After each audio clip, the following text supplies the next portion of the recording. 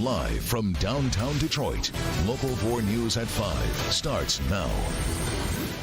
Tragedy downriver. I collapsed and sat down and started crying. At first, it didn't seem real. A 59-year-old woman killed after a series of explosions inside her home.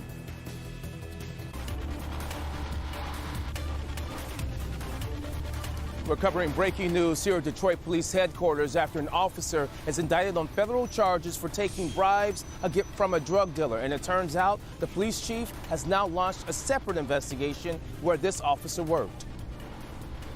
Okay, Jermont, but first, breaking right now. Charged with murder. A judge sets a $2 million cash bond to the owner of those 3 dogs who mauled a 9-year-old little girl to death. 33-year-old Pierre Cleveland, as you see there, kept his head down during that arraignment late this afternoon. Those charges, though, in the court hearing, not the only breaking developments happening right now in this awful story. Coco McAvoy is live at Hedwig Park, which is on Detroit's west side, and that is where a vigil for Emma Hernandez is about to get underway. Coco?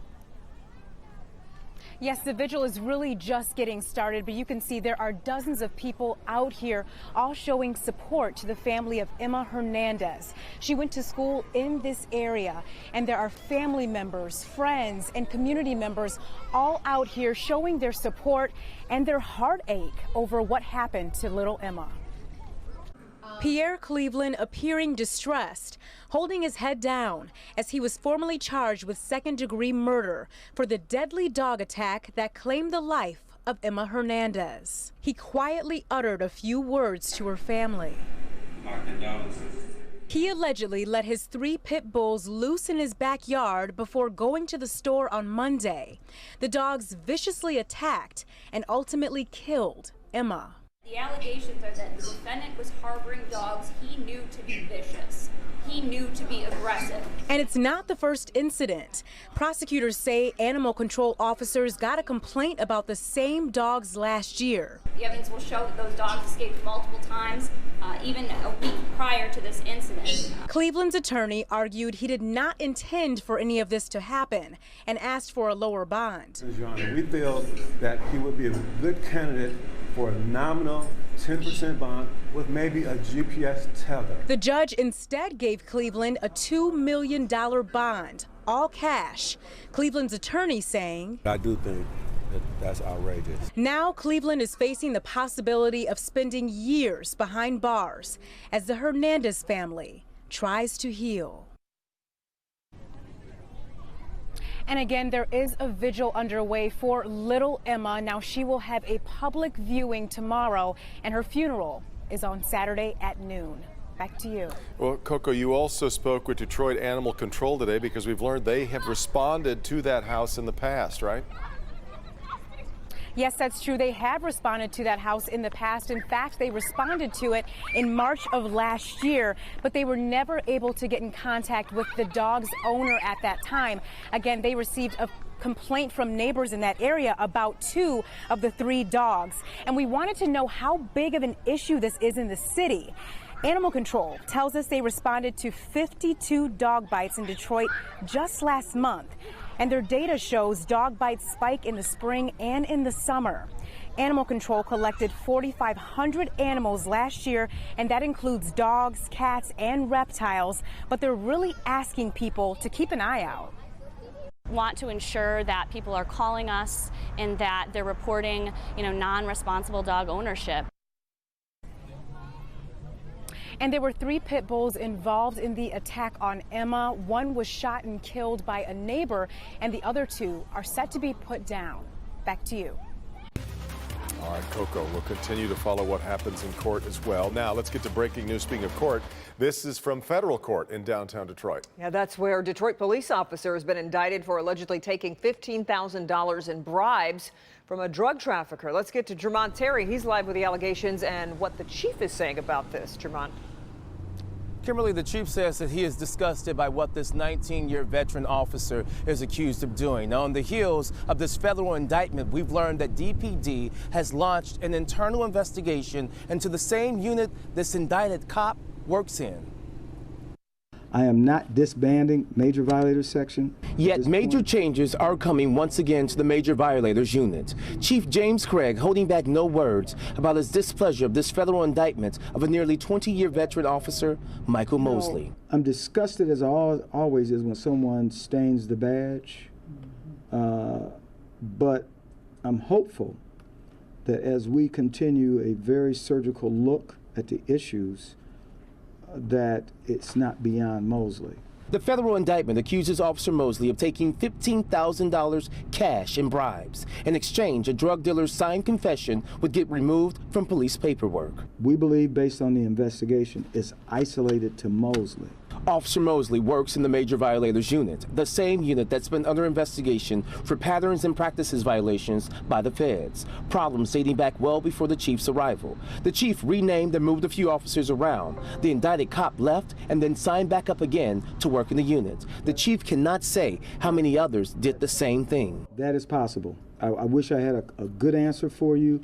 Part of renaming the unit, taking out individuals who had worked there too long. And now several high-ranking supervisors in the unit are reassigned after a new probe by DPD looks to further rid the unit of problems. Core issue was supervision, supervision, supervision. Or they're essentially the lack of supervision. We should point out that Officer Mosley has been on unpaid leave for about a month now. Reporting live from DPD headquarters, Jermont Terry, Local 4. Okay, Jermont, now to a deadly house explosion this morning in Southgate. This was the view from Sky 4 shortly after 9:30 this morning when it happened. The 59-year-old woman who owned the home lived there many years. She was killed in this explosion. Jason Colthorpe spoke with neighbors who say they saw smoke coming out of the home just before the blast. From the front of this house here on Cunningham in Southgate, it's hard to see just exactly how severe this damage is. But around back, you can see just how bad it is. The entire backside of this house blown up and blown away by a series of explosions, as many as 5, according to the neighbor right next door.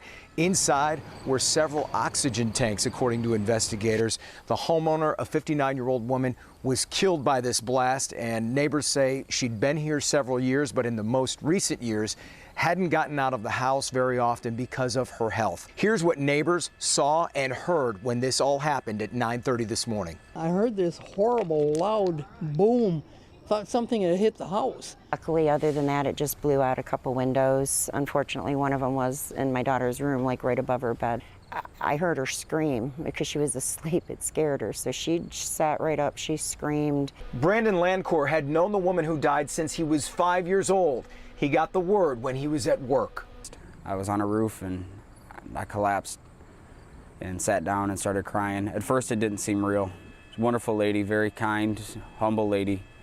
They usually ride their bikes and they're usually up and down and in and out of that driveway all day long. So if it had been a little bit later in the day, I mean, them or any one of the neighborhood kids that play in our yard and with them, they could have been the wrong place at the wrong time. And there are the bikes. Easily kids could have been playing right next to that fence where a lot of this damage was done. And fire investigators currently going through that home, trying to piece together. We've seen them up and down the fence line trying to figure out the blast radius and clues, looking into just what caused this. And as we get more information, including the identity of the woman who was killed, we'll be passing it along. In Southgate, Jason Colthorpe, Local 4.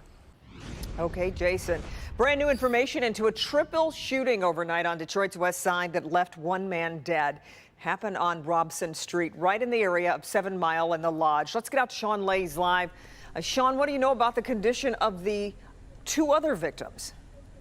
Kimberly, we've been speaking to family members of these victims all day long. One man is recovering. One young lady, she is in grave condition right now. The young man shot and killed.